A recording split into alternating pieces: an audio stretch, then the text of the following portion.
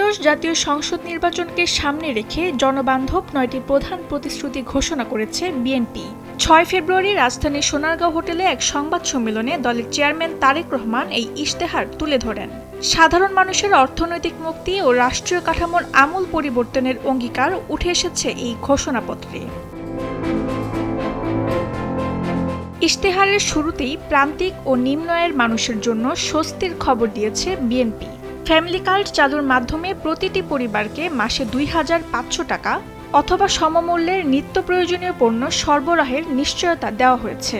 এছাড়া কৃষকের ভাগ্য বদলে ইশতেহারে গুরুত্ব পেয়েছে কৃষক কার্ড।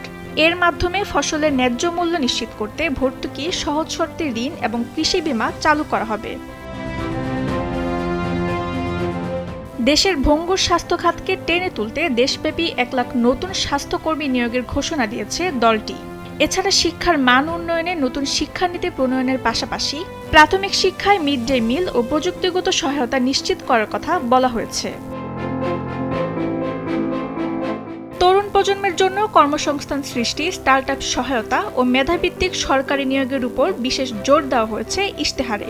এমনকি ক্রীড়াকে পেশা হিসেবে প্রতিষ্ঠিত করতে তৃণমূল পর্যায়ে আধুনিক অবকাঠামো ও প্রশিক্ষণের অঙ্গীকার করেছে বিএনপি।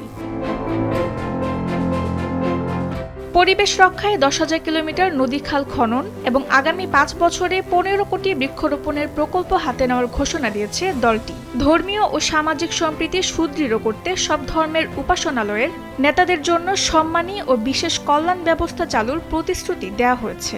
এছাড়া বহুল প্রতীক্ষিত আন্তর্জাতিক পেমেন্ট সিস্টেম পেপাল চালু এবং মেড ইন বাংলাদেশ পণ্যের রপ্তানির সম্প্রসারণের মাধ্যমে এক আধুনিক ও সমৃদ্ধ বাংলাদেশ গড়ার রূপরেখা তুলে ধরেছেন তারেক রহমান। তাসনিম হোসেন লিয়া, সময়ের আলো।